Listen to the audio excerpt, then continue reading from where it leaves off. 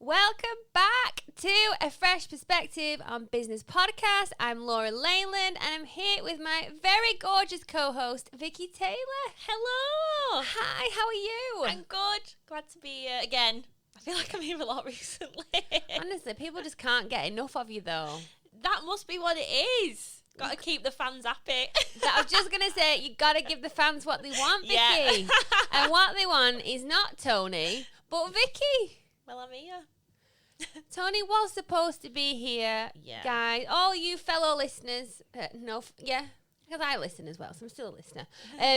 Tony Greenwood, he's also co-host. So he likes to call himself the talent of the podcast, but we don't agree. He is not very well. Shout out to Tony if he does listen. I think he thinks he's on his deathbed because he's got a sore back. He did speak about it in the last podcast about his sore back because he had a hot water bottle through the whole thing. Well, now it's progressed. Yeah, he's can he get out of bed? No. No. And he can't sleep either, which is difficult. So he can't get out of bed, but he can't sleep. Yeah. Which is very sad. I do feel sorry for him. Me too. Sometimes I think he but with this. A lot of the time he over-exaggerates, but not with this. We'll give him this one, yeah. So Vicky stepped in at the brink. We're actually in France. Right now. Right now. Not whilst recording. No. Then that will be dedication. Yeah, imagine being on a beach recording a podcast. Oh, with a rosé wine. Oh, yeah. Lovely. Some cheese. But no, we aren't. We are... If you listen to this on the 6th or the 7th of September, we are in France. We've pre-recorded this podcast. We didn't want to let you down because we all know that you wait avidly until 9:30 every Friday waiting for a new episode to drop. Yes, so we couldn't let them down, could we? Absolutely not. Here it is. We are currently probably on a beach. Yes, we will be on a beach. With a wine. Yes. In the sun. Lovely. Yeah. Sorry about that if it's still raining in England. Probably, because it just rains every day now.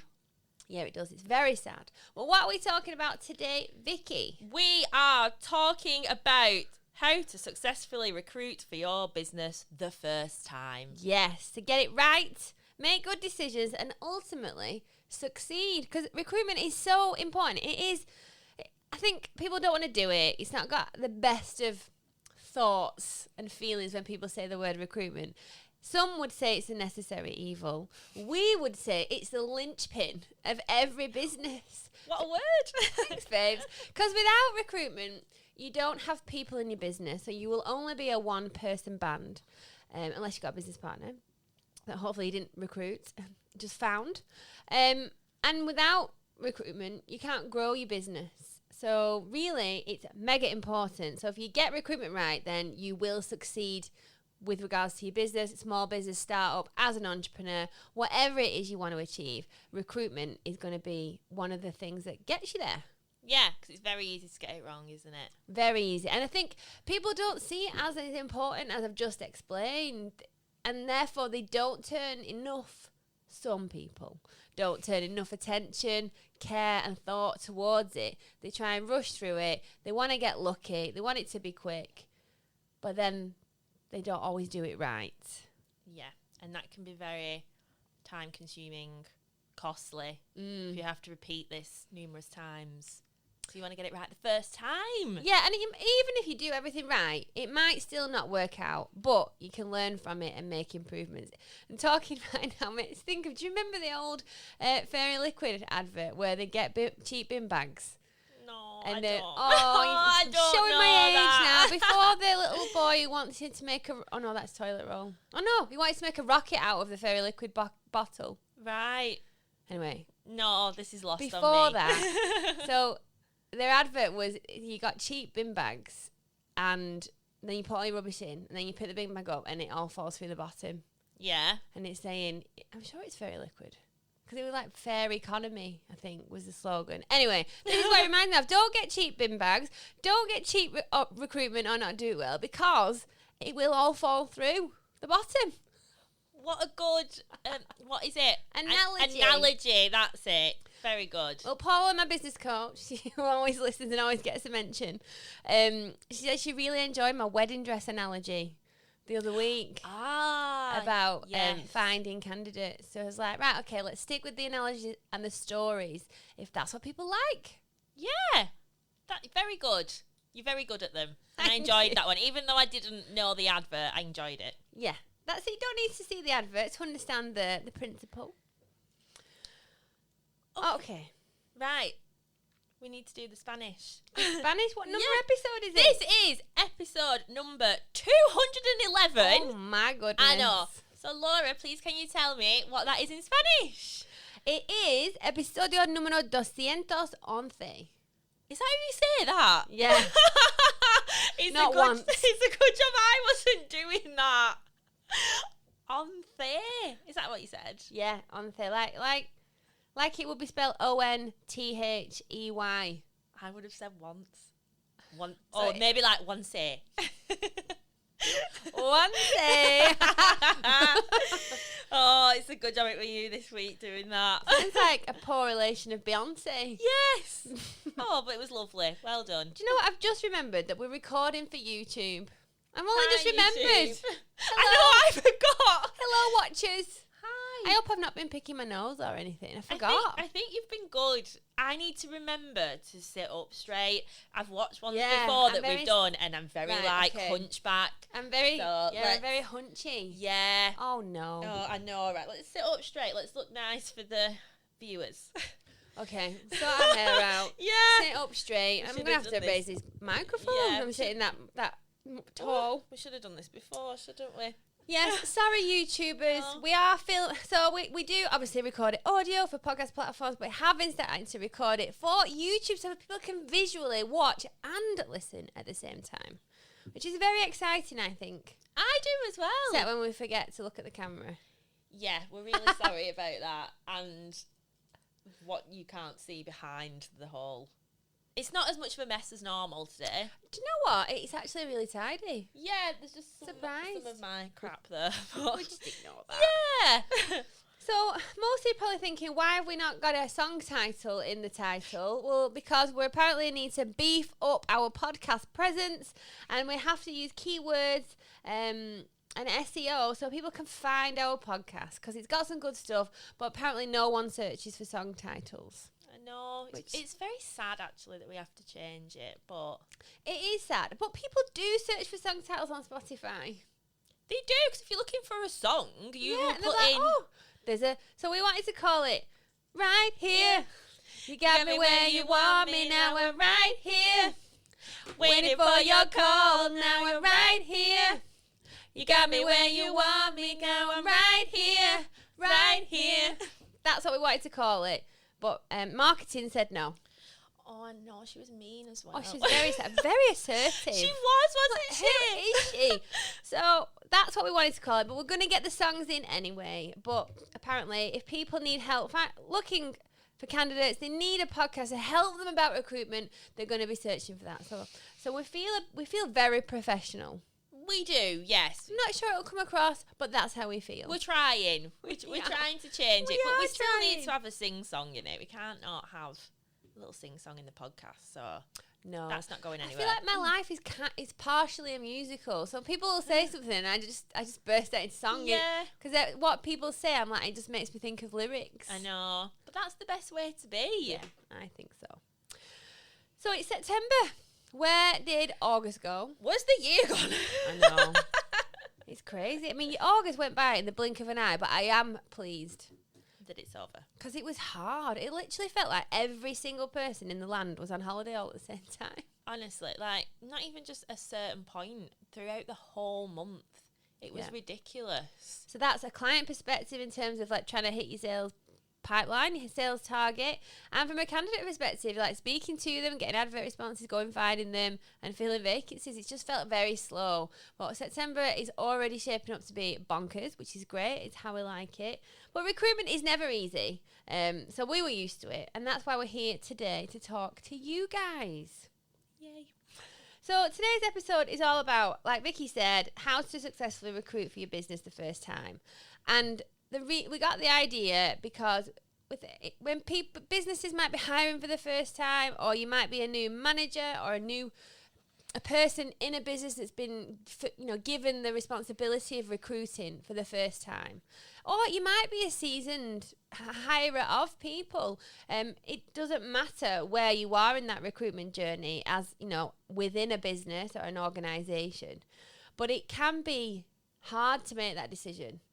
You want to make sure you're making the right decision when you're hiring and you make an offer to a candidate so that they're the right fit, they can do the job and they stay with you. Obviously, that's the goal.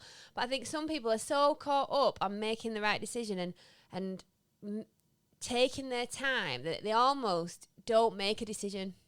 Yeah, I think there's a lot of pressure, isn't it, for you to make that decision. And Absolutely. It's a reflection on you, especially if it's not a business like ours, where like you're quite heavily involved in the recruitment process. But in bigger businesses, the hiring managers who like sit underneath the owners, they're probably like, well, I need to impress those above me. Yeah. So if they make the wrong decision, it's a reflection on them. So it's like, I don't want to make that wrong decision. Yeah, absolutely. And I've hired in the previous company that I worked in, I've hired for that company as well as being a recruiter and hiring for other businesses and obviously hiring for Fresh.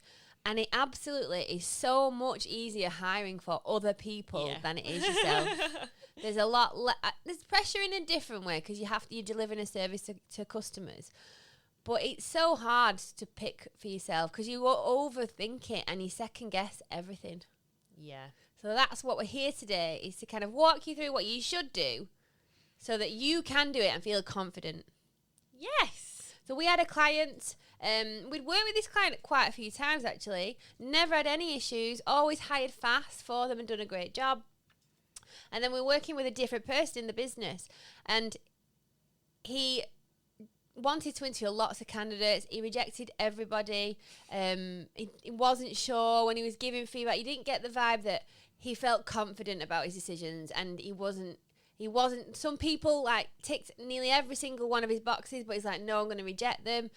And then when we talked to him, we realised that this is the first time he'd ever been an interviewer and recruited for his team. So of course he might need a bit of not saying that he wasn't good at it, but just a bit of advice and guidance, and because he had no confidence in it really because he's never done it before. So his assertiveness levels and confidence levels in his ability to do it were lower, and so he overanalyzed everything and almost procrastinated and didn't make decisions. Yeah. But once we understood that, we jumped in and we helped him, and things turned around really quickly. Yeah, I think it is a skill to be able to do that. It's not just something that's like, oh, anyone can do this. Like, you can just wing it and interview people and make these decisions. People think that, though, don't they? Yeah, nearly everybody thinks that. Everyone thinks they can interview and hire people. Yeah, everyone thinks they can do recruitment. Yeah, exactly. It's not like the whole thing is a skill from start to finish. And if you haven't done that before, it isn't as easy as just being like, well, we'll see how it goes. We'll wing it. Yeah, you need to have some form of like process, things that you want to get out of it, learn the skill of it. Yeah, absolutely. Because then you won't be thinking, what if I make the wrong decision? What if the person I choose to hire doesn't work out? What if I reject the wrong person and they are lost forever? You won't necessarily think that because you've got more plan. You've taken some time ahead of the situation in hand to figure stuff out, and you feel prepared and ready, and you know exactly what it is you're looking for. You know what the red flags are, what your non-negotiables are, and it will be a much more easier process for you, and you'll enjoy it and you won't be as stressed. Yeah, because it is learning what is essential, you can be flexible on. Yeah, that is a yes or a no, or I can be flexible on this for X, Y, and Z. Yeah. Absolutely. And we're going to talk in quite detail about a lot of things. But you might hire the wrong person. You might not hire the right person, and you'll never forget it, and you'll never make that mistake again. So there was one time where me and Emily were hiring for Fresh, and I loved one of the candidates, and but we went off the science of the personality profiling and the experience, hired someone else. It didn't work out. And I should have gone with my gut feel and hired the one that I loved. And now I've lost her forever. She's gone down a different career path. So I've never forgot that. So that's something I've learned from my own recruitment process, is always trust your gut. Yes. And we have been on the other foot as well, haven't we? Where we've hired the wrong. Yeah. people. Yeah, we have, but you learn from it. Like, Yeah. why was that the wrong hire? Were there any red flags that we ignored? Because you don't miss them, you ignore them. You choose to not see them and just carry on regardless. Yeah. And so it's always a good idea to analyse things afterwards. Why was this person a great hire? Why was it successful? Why did that person not work out? And could we have spotted anything? Would we have done anything differently is the question that you should ask. So, what do you need to do to start all this off, Vicky Taylor? Processes. Yes. Is that where you wanted me to go with that one? Yeah. So, well, we've started. You've gone out. Have you gone through making? You mentioned like figuring out what it is you want and defining the role clearly. Yeah, making sure. Yeah, that you know what it is. These things are essential. I have to have these in a person, but these are desirable. Can be flexible on them for the right person, etc. And then I think it's figuring out, like, and again, talking about what you mentioned about flexibility, where you can be flexible. Like, can you be flexible on salary? What's your ceiling? If someone wants more holidays, is that something that you can negotiate? Is there flexibility in terms of working hours? Can you offer working from home and hybrid? Figure all this out at the beginning, and you might want a certain salary. Your holidays are standard. There's no working from home, and it's full-time hours. That's obviously it could be your ideal. But then work out if someone was amazing and they wanted shorter hours Monday to Friday, they wanted a little bit more money, and they wanted a couple of extra holidays a year. Can you give that to hire the right person and figure that out right at the beginning? But then also as well, figure out how you would explain your work environment, because you need to convey that to the candidates so that they understand what it's like and whether they can see themselves fitting into it. Yeah, because it's not just about making sure that they're right for you. It's about making sure that their company is right for Absolutely. them as well. Yeah, because otherwise they're not going to stick stay around. Are they? No. If they've got this like false sense of what it is, or haven't had enough detail on what the job entails or what the office is like, and then they turn up and they're like, oh, this ain't for me. You've literally just wasted all your time. Everybody's time. Yeah. Set expectations at the beginning. Like, I spoke to a guy this week, and he said, listen, it's not a fancy, we operate from a farm. It's not fancy. That sounds good. Yeah, some people would hate that because it's not a fancy office. Yeah. So we need to, on the very first call with candidates, you need to tell them that, and then some people will self-filter in or out. Yeah. But if you don't tell them, and then they expect to show up to some shiny office, glass-fronted offices, and they're in a farm and they need the wellies, they'll be like, it's not for me, this. Yeah. So, yeah, set expectations at the beginning, and then the process. Vicky's the queen of processes at Fresh Perspective. I love a good process. Not everyone does. Not everyone likes to follow the process. No. But I love a good process, and that's how you get the best results. Consistency. Yeah, a process is just a way of doing something, and the idea of the process is for consistency, so everyone does it in the same way. Yeah, exactly. And you do it the same way every time. Yeah, so you get the most out of your recruitment process, but as well with your consistency, it's so you can compare people as well. If everyone goes through the same process, you ask the same questions, you give them the same information, it's easy to compare then, isn't it? Absolutely. Right, so, well, it was mainly, this is the overall recruitment process, isn't it? So I know our recruitment process is very long because there's all kinds of steps in it, but what would you say is a more standardised recruitment process for just anybody recruiting for their business? Starting from the top, from the advert. Yeah, what is it? We started from the bottom, now we're here. But we're not doing that. We're starting at the top. The top, yeah. So it's obviously getting your adverts out. Yeah. Putting them on social media. Definitely utilise social media. That is definitely something you should definitely utilise. That's where everybody is these days. And it obviously gets the word out about your job. Because it's like social media, someone sees it, passes it on to someone else. Tag somebody, yeah. And it's just like, it gets out further. You want the widest audience possible to find your best candidates. Something that we do, which probably companies don't have time for, is headhunting and proactive outreach. So what does that mean? So that's when we go and search for candidates specifically for this job, and we reach out to them. So that can be LinkedIn, job boards, social media again, referrals, networking, who we know, that type of thing. Yep. So that's where the time that takes a lot of time, that kind of stuff, which companies probably don't have time for. They will probably put an advert out and fingers crossed, hope for the best. Well, yeah, that's the dream, isn't it? Everybody wants to put an ad out on Indeed, get a lot of candidates apply, invite many of them to an interview, pick the best one, job done. Gone are those days. You might get lucky for maybe a receptionist or an office administrator. Yeah. But it's just not, doesn't happen like that anymore. Certainly not since COVID.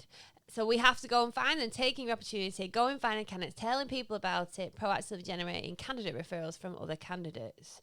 And that's where we really shine, isn't it? Because we do that well. We aren't lazy recruiters. We don't just shove an ad out and hope for the best or send a mail shot to our database. We go out and find people for you, and that's where we are doing really well at the moment, because businesses are trying to do it themselves, of course, and then where they can't fill it themselves of an advert and they don't have time to go and find candidates, that's when they come to us, and we can either run it as a full project for them, or they can just buy some of our time just to do the headhunting element and then pass the candidates back to them. Yes. And then when you have all them people, that's when you review all the CVs that you have and screen the best ones. Yeah, so that's on the telephone. Yeah, that's speaking to people on the phone, asking them a bit, kind of getting a feel for them, asking them a bit about the skills, experience, and it's where you want to get the information of, like, what are they after? Do you know, like working from home, like what are they expecting, hybrid working, that type of stuff. Yeah. Then after that, if you like them, get them in front of you.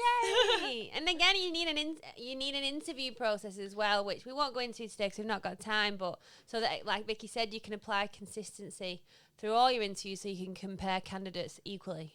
Yes, exactly. You can't just be like doing one interview with some candidates and then 3 with another. Gotcha. No. Stay consistent, guys. Talking about interviews, I'm a judge. Yeah. On the Wigan Business Awards. Wow. On Monday. I am judging the new business category. Oh, I bet you can't say who's in it, can you? No. No, that's top secret. Top secret. Do you know right now who's in it? No. It is top secret information. I do not know. I don't know if I get the information ahead of the interview, but I do get some info, and like, because I have the specific scoring and stuff like that. But yeah, I have been a judge, but I've been a judge for the Biebers. That was in person, so these are on Zoom. So nice. Looking forward to it. And I bet you meet some great people doing that. Yeah, well, I really enjoyed it when I did the Biebers. Like, there was 10 businesses that we interviewed, and it was just amazing listening to them and like what they've done and where they've been and where they're going.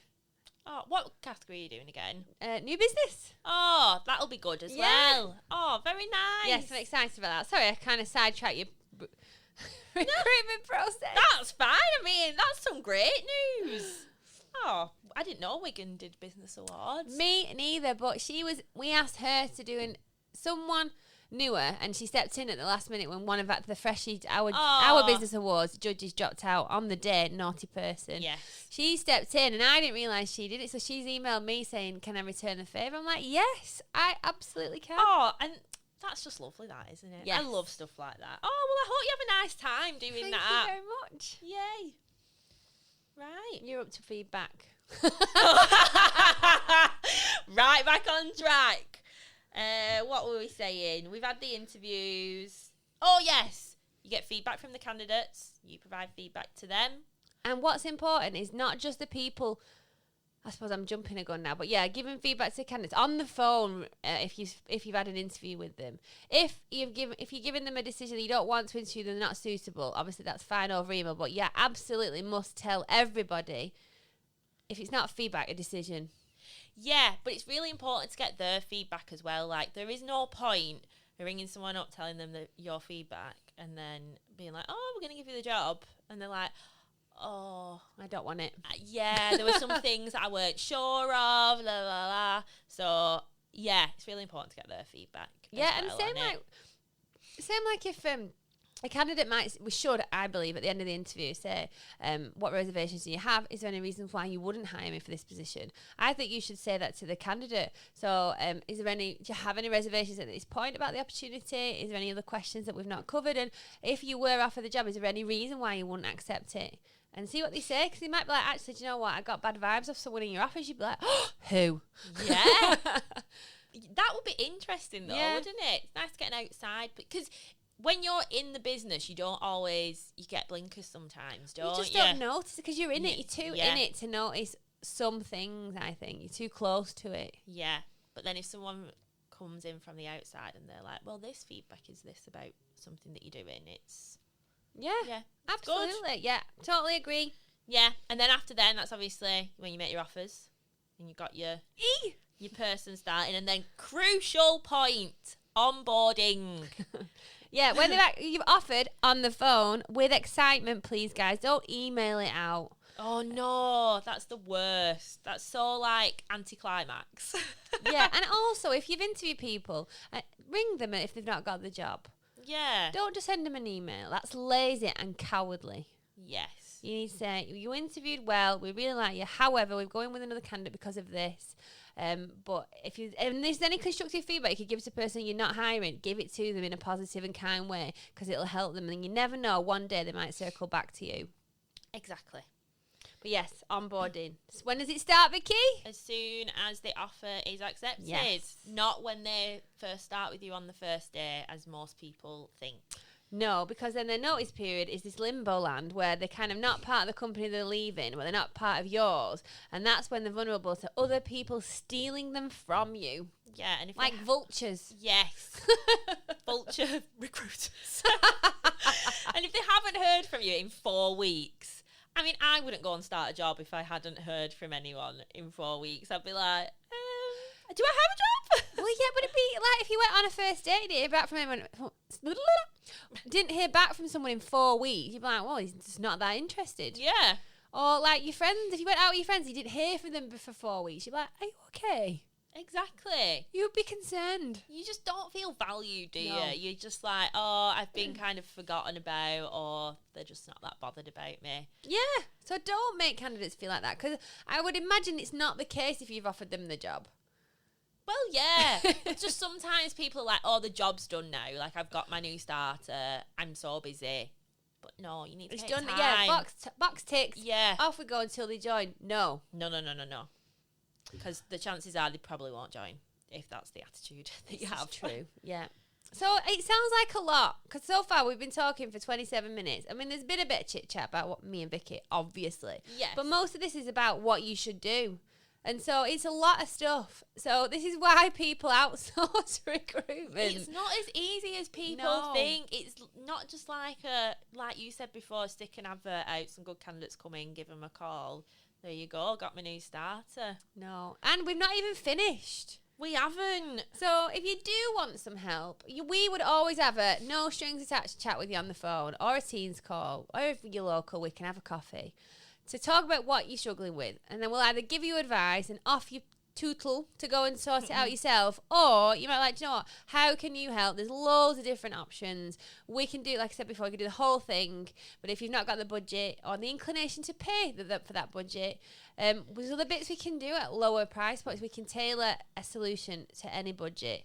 But if you are doing it yourself, obviously, hopefully these tips will help you. Yeah. But you need to get the balance right between your job and recruitment, and moving quickly, but also not rushing it. Yeah, because I think that's where people probably fall down on the recruitment, isn't it? Like, because if they don't want to make the wrong decision, they'll kind of spread it out, and they'll be like, let's keep this going and let's stick another interview in there, Like and let's really get some thorough, very detailed, which is not wrong. But you do run the risk of losing candidates, them losing interest, them getting other And jobs. never filling your vacancy. Yeah, you just go on forever. But then you don't want to rush and be like, I'm desperate to get someone, I'm just going to hire that first person. Yeah, ignoring red flags, not questioning them properly, not comparing them against other candidates to see who's out there that's best for you. And then they won't work out. They might upset the rest of your team or your customers, and it could cause loads of problems further down the line. So you need to balance doing it right, but with cracking on with urgency. Yeah. And passion. Passion and excitement. Yeah. What else? So we talk about red flags. So this is really important for people that are kind of wanting to get it right first time and are worried about not getting it right first time. Yeah. Because we both hold our hands up. We have ignored red flags. Oh, we have, haven't we? Yeah, And but we then know what hired they are them. now. Yeah. Like there was one lady, really liked her, but I asked her a question in an interview and she got a little bit aggy. And I chose to take that as passion and I was wrong. And she was a bit moody and a bit aggy. And she was very aggy. She was dead good at the job, but she upset a lot of the team. So she wasn't the right person. So we had to make a difficult decision. And then we've done it where people have said they come back to us with stuff. So in our recruitment process, we asked them to complete a personality profile. We asked them to do a video before they come in. So we asked them to do things. And it's because we need to check these things because we need to know what their personality type is. They're going to have to do videos for the job, blah, blah, blah. So they're not pointless tasks. And then we say, when can you do it? Because we appreciate people who've got jobs. And they're like, oh, I'll do it by Friday. Like, amazing. So this is like what? Monday, Tuesday. Yeah. And then they don't do it. So in the past, we've chased them up and gone, oh, are you sending it today? And they're like, yeah, oh, actually, can I send it on Monday so I can do it over the weekend? And then when we've hired those people, they're not very good at dealing with deadlines. They've not got as much responsibility or accountability as we need. And the communication is not No. good. I mean, that's what it's all testing, Time isn't management. it? Yeah, that's what these things are testing. To some people, it might be like, this is a pointless task, but it's not. It's actually showing, can you do things when they're meant to be done? Can you communicate if you aren't able to Work do to them? deadlines. Yeah. Be proactive. Yeah. Manage your time.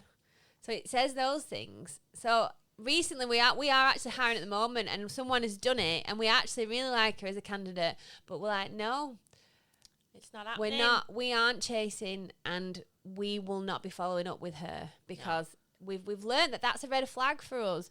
So figure out if you can. You might not, if you've not recruited before, you may not have been in a situation where you've seen the red flags. But just think about what red flags could be based on what it is you're looking for from the candidates. And then obviously you might spot red flags through your interviews and go, oh my God, I need to write this down, I need to remember it. And you might have different severity levels of red flags. But I think it's really important, from our own experience going through it, that's where we've made mistakes. Mm-hmm. Because we've ignored the warning signs and just gone with it anyway. And it's never worked out. But we have always learned from them. We haven't made the same mistake twice. Which I think is important. It's okay to make mistakes. Yeah. Just don't keep making the same ones. Yeah, we just recognise different red flags each time. So many flags. There's so many out there. My goodness. But yeah, they are important. Yeah, and you need to, so I've written down here, be brutal. Like, if there's a red flag and it's one of your non-negotiables, you have to be brutal and you have to not hire that person. You can't, but they're nice and I really like them. No. No matter how much you like them, it's just a straight. You're not hiring them to be mates. Oh, I know. And that's really hard. Obviously, you want to hire the right cultural fit, you get on. But even if you get on and they're a good cultural fit, if there's a red flag, you got to be brutal and stick to your guns. Yes. Exactly. What else would you say is important? It's kind of like what you kind of touched on before about giving everyone feedback to look after all your candidates. So you have, I don't like to say, because we've put like option B, but I don't like saying option B, but I just mean other options. Other options, because you might love 3 candidates, but you can absolutely only hire one, so you've got to pick. So it's not like their second choice. I mean, they are, but it's not like option B and C. Like, no, it's just you've had to make a decision. Yeah, you had to make a decision. Yeah, if there were 2 vacancies, you would have hired them both, but you've had to make a decision. Yeah. So it's about looking after all the candidates in the process. So if something happens, someone starts and some red flags show up. Yeah. Or they don't start because you've not been in touch with them in the notice period. Those vultures have stolen them. Yeah, or it's just not for them when they first start. You want to have those options to go back to because you've given them the feedback, you've rejected them nicely. Yeah, with over the kindness phone. and respect. They've been treated Yeah. like that throughout the process, Yeah. even when they were rejected. With constant communication, and they're like, do you know what, this is somewhere that I would still want to work if an opportunity came up. Absolutely. So you make life easier. Like, really, it's not worked out. Are you still available? We'd love to offer you the job, and blah blah blah blah blah. And most people, if they've not secured a job and you've treated them well, they don't feel like they've been done over. We'll be like, yeah, okay. Shall I come in for coffee and catch up before we make a decision? And it just means you don't have to go through the whole process again from start to finish, because you've done such a good job in this one process that you're able to go back to them people and not have to go through weeks worth of work, starting again from advert, etc. Yeah, so you're maximising your time investment and the return on that. You're not wasting your time and getting jaded and fed up. And that's where a lot of people end up having a problem with the recruitment process. Yeah. So there is actually loads of other stuff that we could talk about, but we're getting on for time. I suppose make sure you craft the right questions in your interview to draw out skills and cultural fit. And then after this, you've done your process, you've got your red flags, you've got your questions, you know how to explain the workplace, you know what you're looking for. Trust that process. And have faith in yourself and your ability to deliver it and your ability to hire someone. You've got your process. You know what you're doing. You know the company you're working for. You know the job inside out. Follow the process, no matter what. Things might not go to plan, but stick to the process, and they will in the end.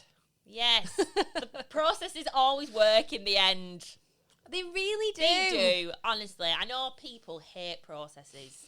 And I don't know why people do, but honestly, it'll be a game changer for you. But what people struggle with is like you have a sales process. You know what you're doing. You're a salesperson. You do X, Y, A, B, and C, and that's how you bring in your sales. You'll have a shit month, and you won't be doing it. And you think, oh my god, I need to change everything. Yeah. Because it's not working. It's not that it's not working. It's just could be timing. It could be seasonal. It could be the people you're approaching. Don't change it unless it keeps been going on for a while and nothing's working, then you might need to change things up. But just trust the process and have faith, because it does come good in the end. Maybe add in scoring your candidates, that would help you compare. But basically, trust your gut, be confident, don't second guess or overanalyze things, and stick to your guns. Yeah. Be brutal. Yeah. Yeah, trust yourself. Trust yourself. Yeah. One thing that really helps me, and I don't make a decision in the moment, I sleep on it. Yes. And my brain does some magical processing overnight, and in the morning my gut tells me what it is I want to do. Because your gut reaction is linked to the limbic brain, which deals with emotions, so it's non-verbal communication. So your body and your brain will pick up on other things that verbally you won't hear. So trust your gut, but allow your brain to process information. Don't make snap decisions. Yeah, never offer in the interview. No. Never ever do that. That's a red flag on the company's part. Don't offer in the interview. If you take one piece of advice, take that. Yeah. And if it doesn't work out and you don't get it right, it doesn't matter. It happens to all of us, even the experts. But just keep going next time, and don't learn, reflect, change things if you need to, but you might not. Yeah. Oh, well, there's so much we could talk about. I feel like we could go on and on and on. But if you ever want to talk about this stuff, get in touch on YouTube. Follow, listen to the podcast. We'll help with more tips. Follow us. Leave us a review. Contact me and Vicky on LinkedIn. Vicky Taylor, Laura Leyland. Jump on the Fresh Perspective website. Google us. All of our contact details on there. If you ever need any help, even if it's just a chat, just get in touch. Yay. Thank you so much. Thanks, guys. For listening and for watching. We will see you next week. Bye. Bye.